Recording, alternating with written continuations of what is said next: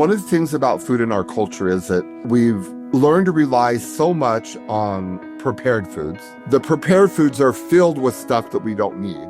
Number one, that's the biggest thing of all the chemicals that they put in food. And number two, we're missing out on the process of creating. The main thing about when you're cooking is cook the food you love, eat the food you love, but make them from scratch. Make them from ingredients that you know are good and healthy. So tell us a little bit more about how can this book help someone to heal their relationship with food, and what are you hoping readers will feel when they open it? So I'm Dr. Lauren Grover, and I work with the Integrative Health Center called Love, Teach, Give Integrative Health. And I'm here today with Chef Brad Petersen, and we're going to talk about his new book, Love is Food and Food is Love. And I'm really excited for this interview and to be able to, discuss the concepts, because so many of my clients have issues with food and feeling joy with food. And I really want to understand how we can take our mindset off of the work that it takes to prepare good food, but really enjoy the spiritual aspect of it and the love that's associated with it, from everything from loving ourselves, loving our family, and loving our community. So welcome, and just introduce yourself to us and give us some of your background. Well, I go by Chef Brad mostly. Even at church, that's what they call me, Chef Brad. It's years ago I decided to brand my name, and so I branded it very well. Anyway, I live in Orem, Utah. I have a bakery in my basement, but my passion is teaching people, and I do a lot of teaching and motivating people to find joy and love in the kitchen. I'm also a life coach. I deal a lot with men, but I also do a lot of life coaching on food, helping people find that happy balance with food, where food becomes a friend and not an enemy. Like Dr. Grover was talking about how a lot of people, they have that love-hate relationship with food, that it really should be just all love.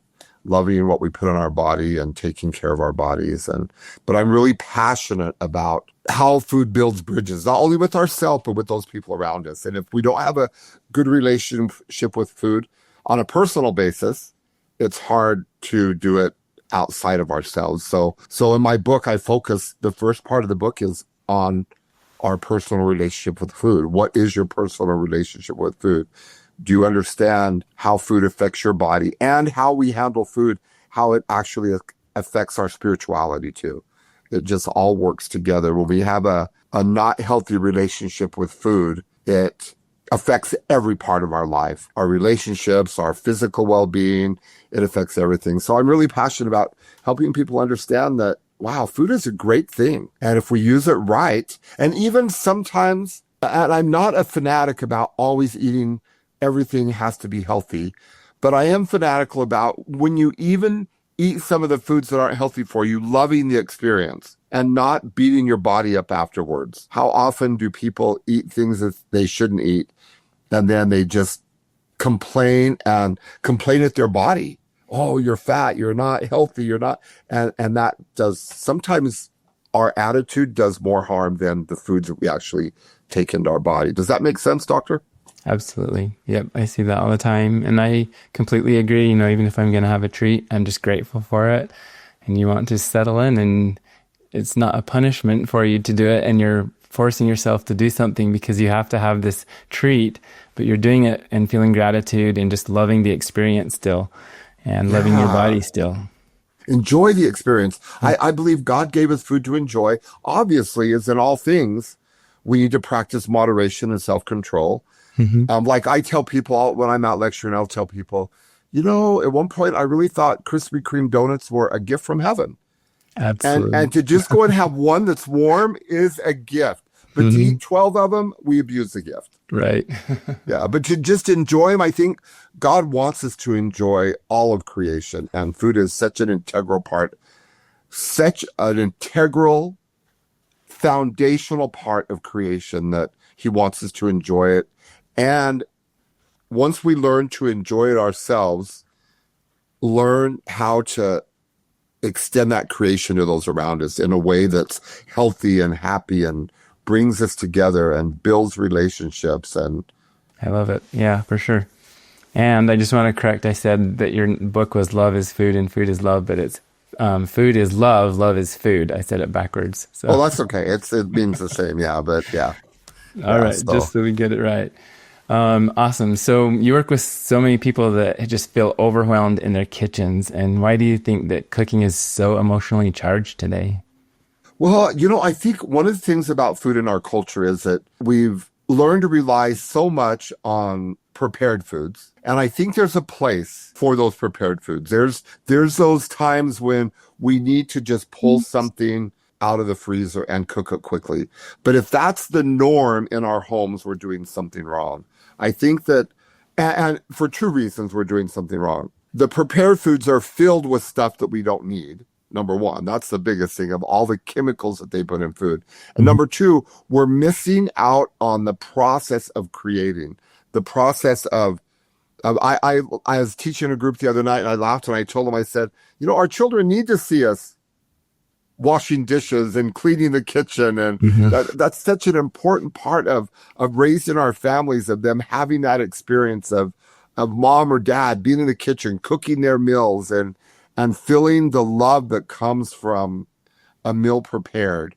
And I think this is what the challenge is. We're very busy in our culture today, probably busier than ever before. And what's really interesting is we have so much that does so much for us, but yet we're so busy. And then it's so convenient to go a different way. And mothers are just overwhelmed. It is a huge task.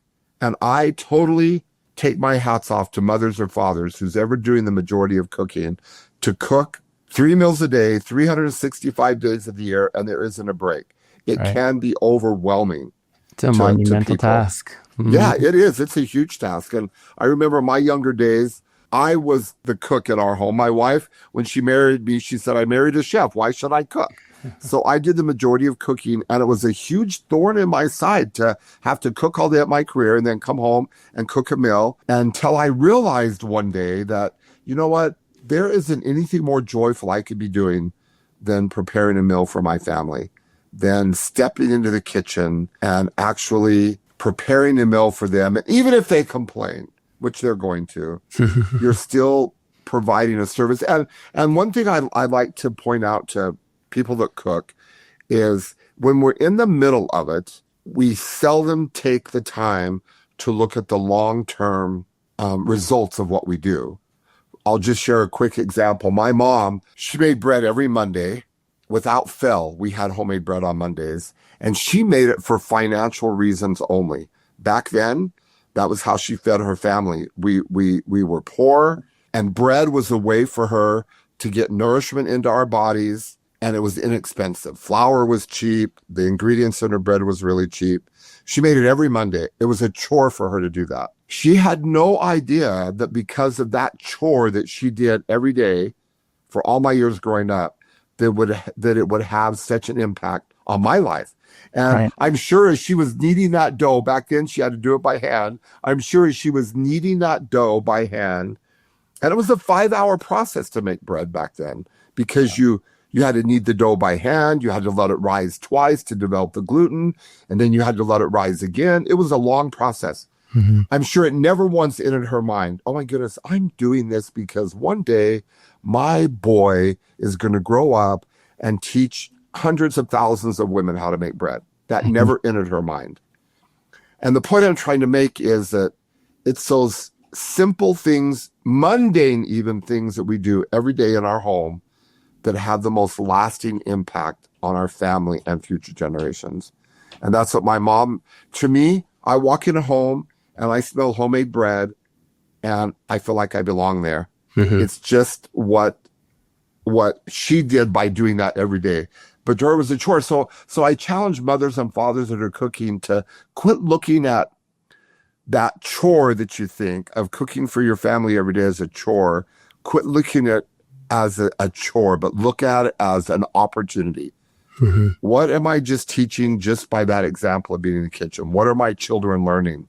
And just simple, basic things that they learn from mom and dad being in the kitchen. I think as they grow older, one of the things they recognize most of all is, wow, my mom and dad must have really loved me. Look at all the time they spent. When they have to start doing it for their family, then it starts to make sense to them. Oh my goodness, my mom and dad did this every day. I better ask them how they manage, but it shouldn't be a chore. It should be a joy. Right. And I think kids see a lot more than we realize, and they will at some point, see that effort and see that love and be so appreciative. And like you said, it can change their life in a lot of ways. In so many ways. Absolutely. And I'm glad you brought that up, Dr. Grover, because I had a mother one time. We don't realize the impact of our actions on our children, but I had a mother one time that she literally every night, she was a working mom. Every night on their way home, she would stop and they would eat fast food. That was their meal every night. And I asked one of her friends, what does she do on Sunday? Well, they eat the leftovers from the week on Sunday. Mm-hmm. And so she knew she needed to change where she was at. She knew it, but she didn't know how. So I said, well, why don't I just come over and sit down with your family and let's work out a way to do this. So we decided that we would write a 3-week cookbook and find out what the children like to eat. And I was going to create a cookbook for her and have each child involved every night with the cooking process with her. And I was sitting down with these children, and there were like 4 or 5 children, 10 and younger, right? And I asked them, we had our whole conversation, and I asked them at the end of the conversation, is there anything else I can do for you before I leave you guys? And those children, all of them in unison said, would you please hurry with the cookbook? We want our mom to cook for us. Isn't that amazing? That's awesome. And you wouldn't think of kids that young that it mattered to them, but it did matter. And the end of that story is she became an absolutely wonderful cook, and her children have beautiful stories about their mom in the kitchen now, because that was years ago. And anyway, it's important that we understand that when we step in the kitchen, what we're doing for our families and our posterity and ourselves. Absolutely. I love that. We had a lot of experiences growing up similar. My dad would make bread twice a week, and that was our food. We loved it. Yeah. Yeah. And doesn't bread, just the smell of homemade bread, doesn't that just make you feel at home and loved? Always. It's so comforting. Yeah. There was a study yeah. that came out of a major university that said that children that grow up with homemade bread in the home do better socially, emotionally, in all aspects of their life, in school, everything. And I always wondered about that. Why would just making bread make such a difference? And this is what I came up with. If you could put a word to the smell of bread, it would be love. Mm-hmm. Bread smells like love. And when kids come home to a house filled with the smell of love, of course they're going to do better in all parts of their life. And if you really think about that, it's a true principle. And those of you that have experienced that, of the smell of homemade bread, and I tell people, I'm really not trying to make you feel guilty for not making bread, but actually I really am trying to encourage you to do that, because it really is a beautiful experience when our children can experience the smell of homemade bread. My grandkids now, they call it grandpa bread. They want grandpa bread. And their moms know how to make bread, but they want grandpa bread. And I'm just so grateful for that.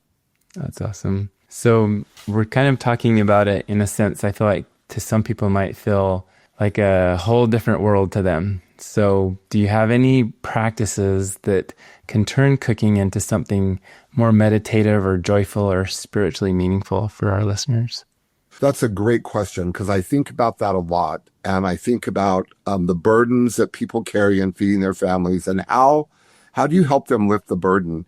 And I'm a Christian, and so I'll kind of talk about that for a minute on a Christian base. To me is what changed my whole way about cooking in my home was when I understood that when I step in the kitchen, I am providing Christ-like service for my family. And all of us know how the atonement works and with sin, right? You have to recognize that you've sinned. And once you've recognized you've sinned, you recognize there's a higher power up there that lifts you up and you're able to go forward, right? We all recognize that. Well, what we don't understand is that power applies to every part of our life, even food.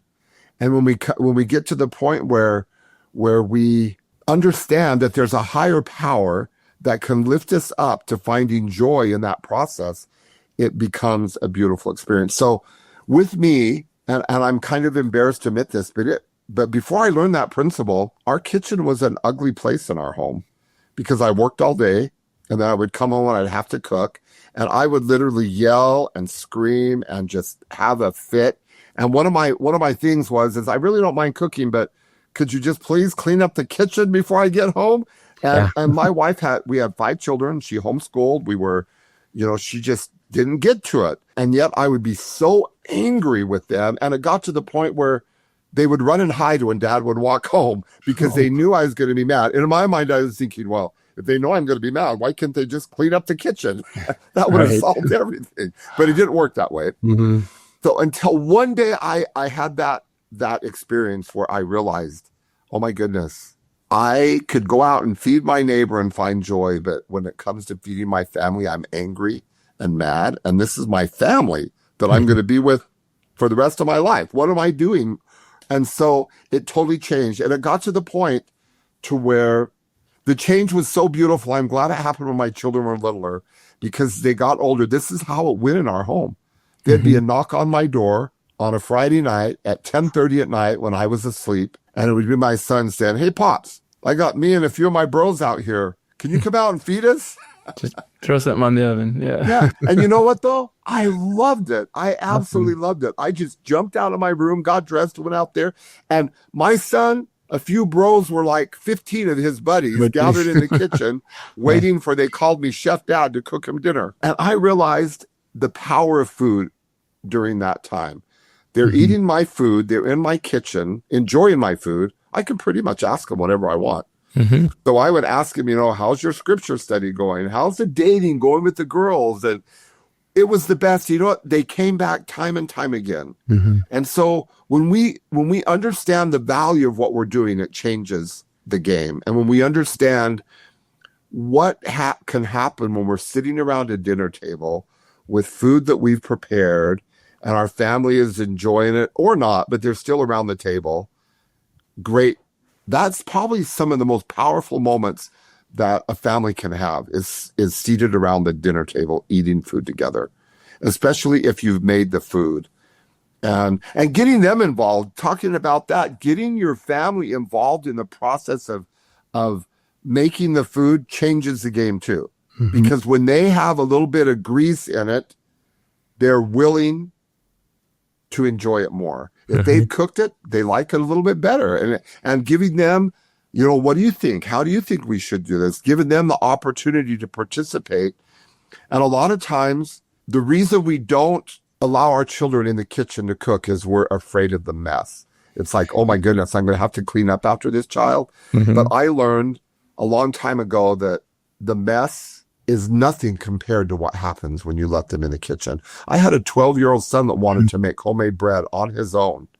And I said, okay. So I put everything out. And I said, okay, I'll see you in a little while. He said, where are you going? I said, well, you want to do it by yourself. He said, oh, okay, Dad. And he had watched me make bread, but he had never really made it by himself, right?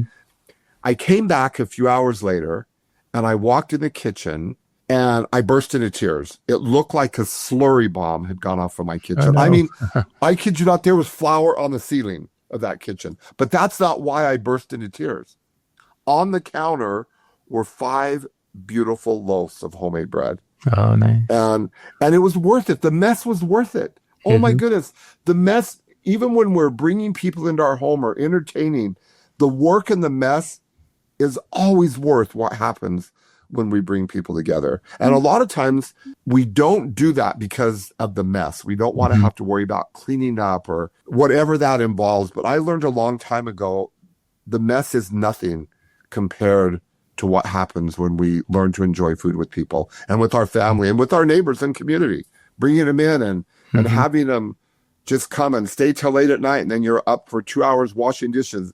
And as I'm washing those dishes, I'm just thinking, wow, that was amazing. Look what happened tonight. Look at the connections we're made. So in answer to your question, it's a mindset. It's just telling ourselves in our mind, it is worth it. It is worth the effort. Whatever the effort is, whatever the mess is, we can't think of the moment because in the moment it is painful, but we have to think of what are the long-term efforts of what I'm doing today? And when we start thinking like that, it changes how we deal with food in our homes.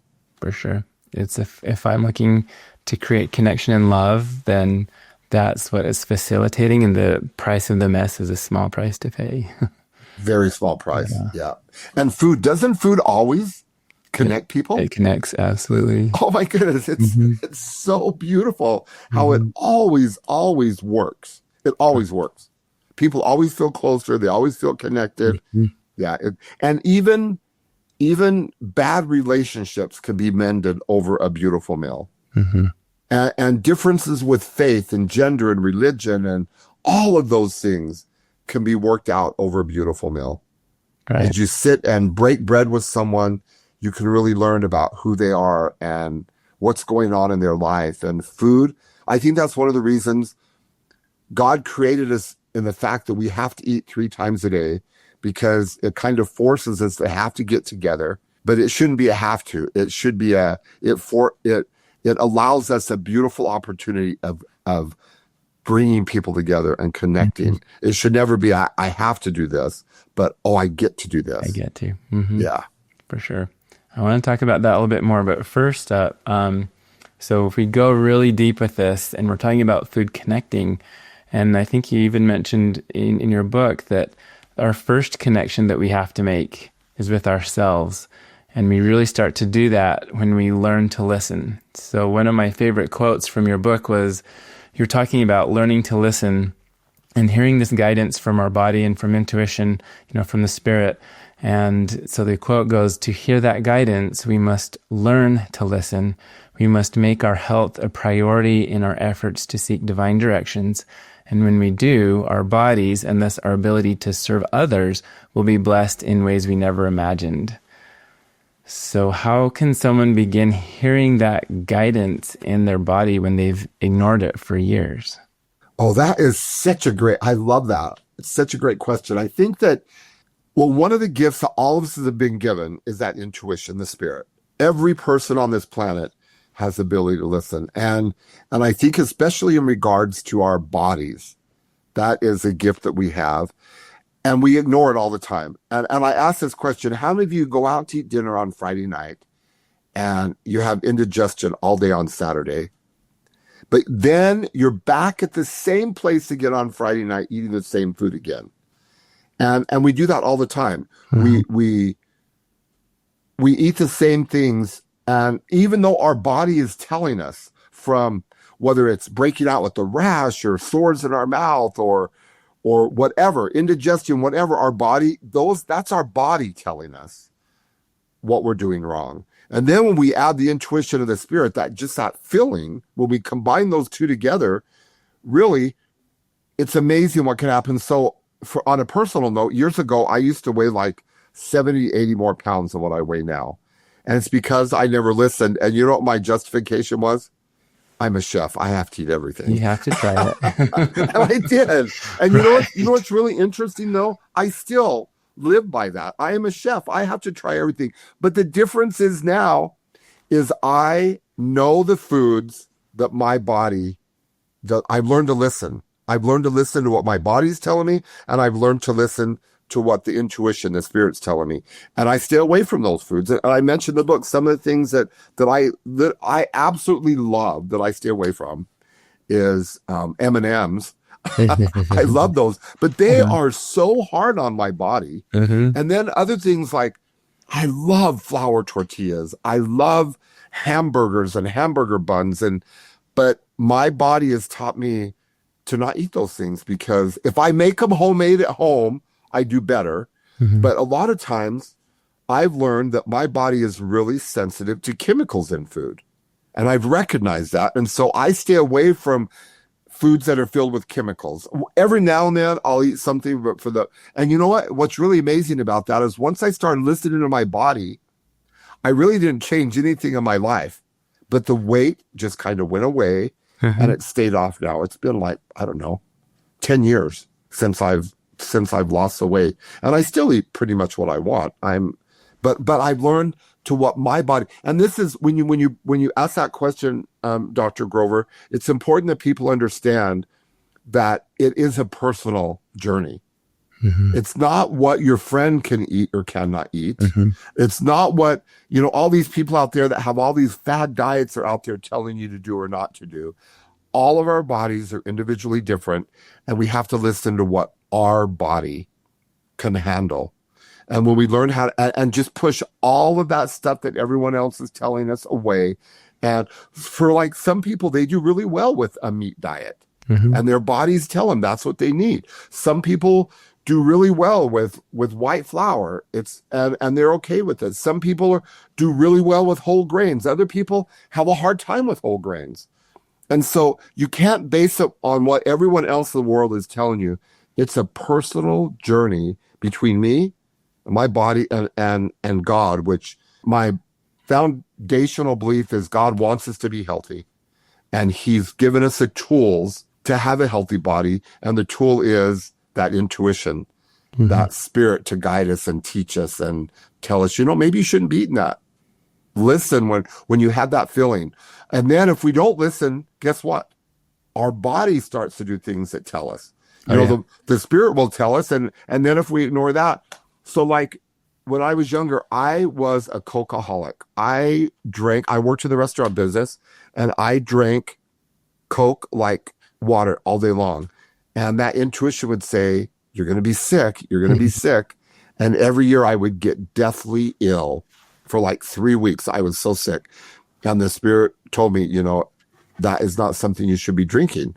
So I'd go off of it, but then I'd go back until I finally decided to just cut it out of my life completely. And it totally, I didn't get sick in the winter like I used to, because I learned to listen. So anyway, that's kind of my basic thing about that, is just we all have that voice. And if we've tuned it out, tune it back in. Mm-hmm.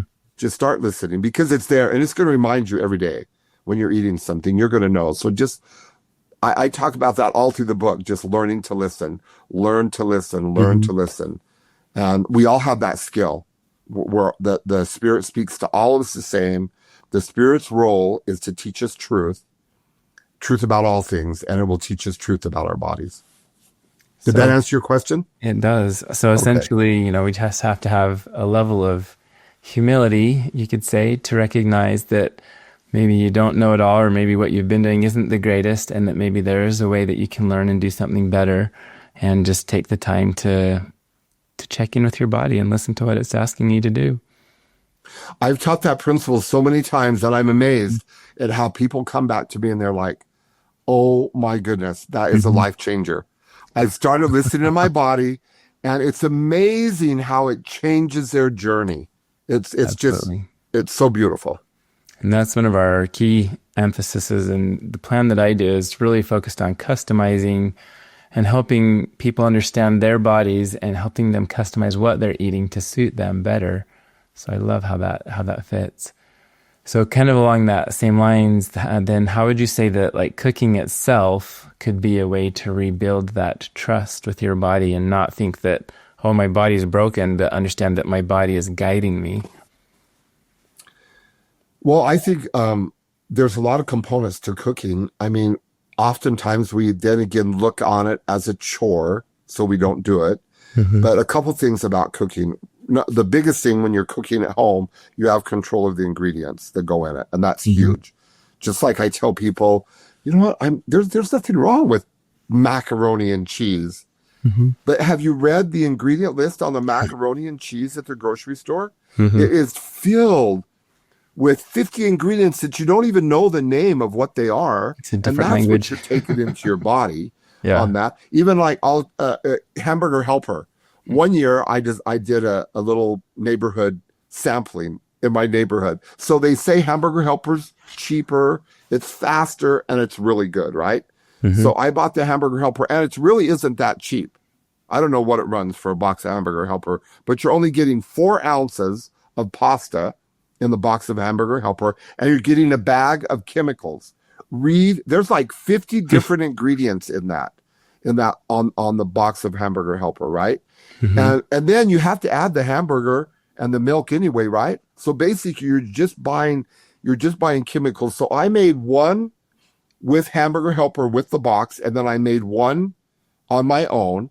The one I cooked on my own actually was faster than the Hamburger Helper one. Oh, Is that interesting. amazing? Yeah. And I did a pound of pasta instead of 4 ounces. It was actually cheaper. And I used real cheddar cheese and real milk in it. And it was so good. I took it around the neighborhood. And of course, the Hamburger Helper one had this beautiful glow about it. You know, it's bright orange. Mine was kind of a gray color with the milk and but people would take a bite of the Hamburger Helper. And yeah, the first bite, you go, wow, it's good because the chemicals in there stimulate your body to think it's good. And after a couple bites, and then they'd take a bite of mine and they were like, oh my goodness, they could not believe the difference. And mine only had like 5 ingredients in it versus 50 ingredients. So that's the main thing about when you're cooking is cook the food you love, eat the food you love, but make them from scratch. Make them from ingredients that you know are good and healthy, and enjoy the macaroni and cheese. I love macaroni and cheese. Enjoy those Hamburger Helper style meals, but do it yourself. You know, there's just so many good foods, and it really, with today's technology and having our internet there really isn't anything that we can't look up and find out how to create it at home. And with our Instapots and pressure cookers, we can make those meals in literally minutes, and they're healthy and they're good for us. So that's the first part about it. The second part about it is the spiritual refining of going through that process of cooking. There's a spiritual component there that blesses our bodies and our souls when we actually prepare the food by hand. There's a spiritual part of that we never recognize. It sanctifies us. It lifts us up. It purifies the soul. It's like, I remember there's a Mormon prophet that said years ago that working in the soil purifies the soul. And I think working in the kitchen purifies the soul. There's just something about that process of, especially because we have to do it so often in our lives, that if we understand what we're doing, it becomes a sacrament of sort, where we're doing things to bless our body that we can't even understand. And those that love to cook, they've understood that. And that's why it makes a difference. But those that hate to cook, it's because they think of it as a chore. They're not looking at what it's actually doing to their bodies and to those people around them. It is a sacrament of sorts. It's just such a beautiful communion with spirit and body and the world around us. It's just such a beautiful way to connect with the earth and with ourselves. And yeah, does that answer your question? It does. I love that. Yes. I thought about it many times where, like you said, it just, when you're there in the work, but it's meditative, it's calming, it's peaceful, it's purifying, like you said.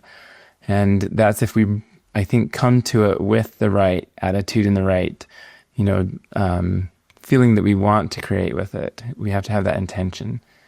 So kind of moving that forward then, I think we've answered some of this already, but basically, when we start this type of a process, what's one small ritual that someone could start this week to bring more peace into their kitchen? Okay, so I want to present kind of a little concept here to people that I think is very helpful.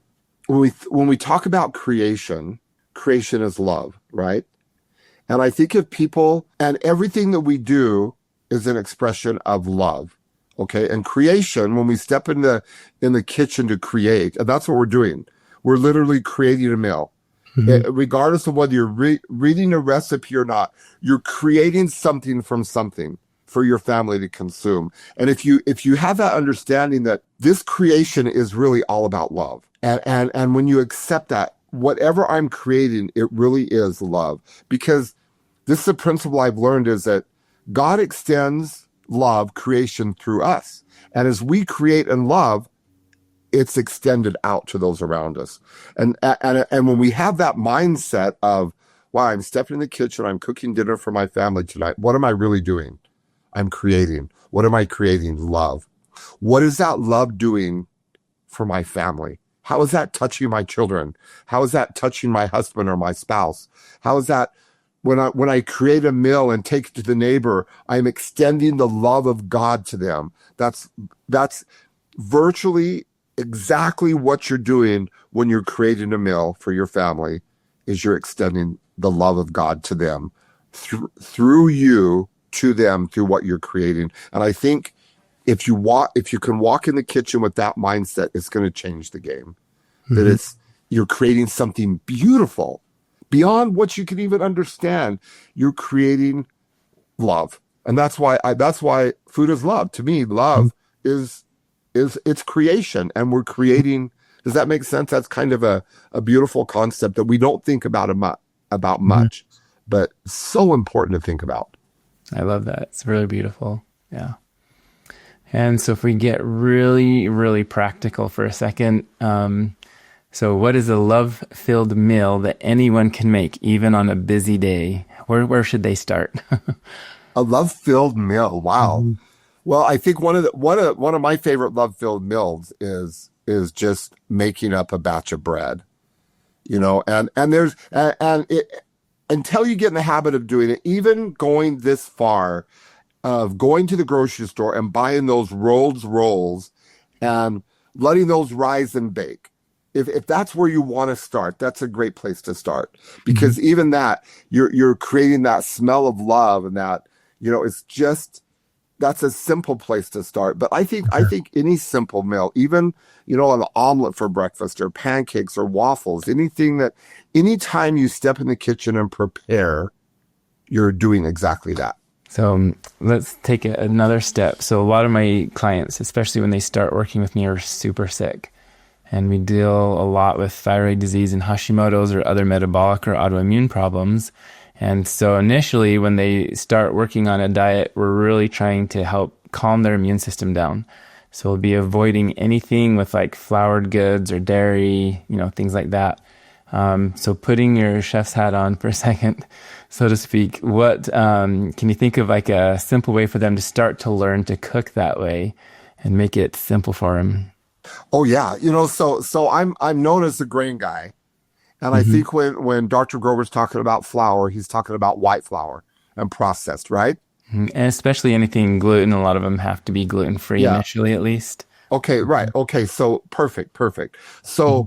So I have gotten a lot of flack over the years because I'm the grain guy, and people are like, "Oh, grain," but is what all the diets and everything they're talking about, when you research them, is what they're talking about really is the processed grains, Hmm. the processed flour that has all the nutrition taken out of it. Hmm. That there's nothing, I mean, look at the labels about fiber, even on whole grain breakfast cereals where it said made with whole grain, there's hardly any fiber in them. Hmm. So my basic place to start, I think, for people is with a whole grain. And Uh-huh. there's a lot of beautiful gluten-free whole grains that can be eaten for breakfast. And one of my favorite things to do is I love to have a whole grain. And if, in fact, if you walked in my refrigerator right now, you'd see a tub of whole grains already made up. And I love to have a whole grain made up. And there's so much you can do with that. One of the things that the simplest, most nutritious thing to do is to cook up a whole grain. And so I'll just talk about some different grains like barley. If you're gluten intolerant, brown rice works well. And even in the rice family, there's so many rices you can eat, like red rice and black rice, and just so many different whole grain rices you can eat where you feel like you're getting something different and you're not being punished because you're gluten free. And then there's the quinoa family that tastes great for breakfast in the morning. And then there's sorghum. There's so many grains. But this is a trick. Cook the grain up in your Instapot, have it in your refrigerator cold, and then bring it out. And there's a couple things you can do with it. Sometimes I'll just warm it up with a little bit of coconut oil in a fry pan and put a little bit of homemade, not store-bought, but homemade yogurt in it. Hmm. And when I do health and wellness, I tell people stay away from the yogurts in the store because they're so high in sugars and bad fats that they're not a good choice. But if you do it the way I make homemade yogurt, it's sugar-free and it's so, oh my goodness, it's so good. Hmm. But anyway, I put yogurt on it. I'll put fresh fruit on it, a little bit of agave or whatever your sweetener that you're able to have on there. And it's like you're eating heaven food. And you know why I know it's so good is when I eat it, my body just is like rejoicing. It's like saying, Thank you for feeding me this beautiful whole grain. But the secret is to cook up a whole grain and have it in your refrigerator. And a simple one to start with is like brown rice. All of your Instapots or pressure cookers have a brown rice mode on it. You cook your brown rice, put it in the refrigerator. And there's other ones like oat groats, the whole seed of the oat groat that you can get at like Winco in the bin section. Those are gluten free, and Winco's really good with their products because a lot of them, if it's Bob's Red Mill, I think Bob is one of the most. Bob's great. Yeah, He is so good about separating, and if it says gluten free, it's gluten free. He's really good about that. So that's one of my favorite things: a breakfast grain bowl, and that those grain bowls, you can make them for lunch with meat or vegetables, or it's just endless what you can do. But that's where I would start if people are really struggling and they're like, what do I do? How do I start? And then when you eat that grain bowl, I do this all the time with people. What's your body telling you? And 100% of the time, everyone that's eating that's going, wow, my body is saying thank you. And that's when we talk about listening to your body. Start asking your body when you're eating the food, how do you like this? How is it? And you'll get an answer. You'll just know. Yeah, it'll give you positive feedback. It will. Yes, absolutely. Or negative. Right. Either way. Yeah. Either way. How well you've done, for sure. Awesome. So I do want to make sure we take a minute to just really promote your book because it's such a great book and I want everybody to get a copy. So here's what the book looks like. And you blend a lot of stories, recipes, spiritual insight in that, and it can really help them redefine their relationship with food if needed, or just deepen that relationship, and also with themselves and with their intuition. So tell us a little bit more about how can this book help someone to heal their relationship with food, and what are you hoping readers will feel when they open it? Well, the book is written in 4 parts. And so as we talked about, part 1 is our personal relationship. Part 2 is feeding our family. Part 3 is feeding our neighbors. And part 4 is feeding the community. And as what I'm hoping is that when you read the book, you will see the value in all of those. And you will see how the power of the atonement of Christ can lift us up to any one of those areas to learn how to do what we need to do. And see how the power of food really is a connective influence in our life. And it's so abused, we don't use it right. Starting from our personal level all the way to feeding our community, we're missing out on so many beautiful, beautiful opportunities of connection. And in the book, at the end of the book, there are recipes in the book, which it wasn't going to be a recipe book, but the intuition told me, put in recipes, they're family recipes with the stories. And some of them aren't the healthiest thing in the world, like the deep fried French toast in there. But I want to tell you, oh my goodness, it is so good. It was my grandpa's recipe that he served in cafes. And he died. He was really a very old grandpa. He was 25 years older than my grandma. But anyway, he served that in his cafes in the 1940s and 50s. And so we grew up eating deep fried French toast, and I love it. But my mother used to fry it in Crisco. I don't do that anymore. I use coconut oil. But anyway, there's those recipes. And then at the back of the book, but there's just, 3. For a second, if you compare that still to the ingredients on the back of most kids' breakfast cereals, 100 times better still. 100 times better. Still, yeah. Sorry. There you go. Oh, and I do have my beautiful recipe for mac and cheese is in there. In the pressure cooker.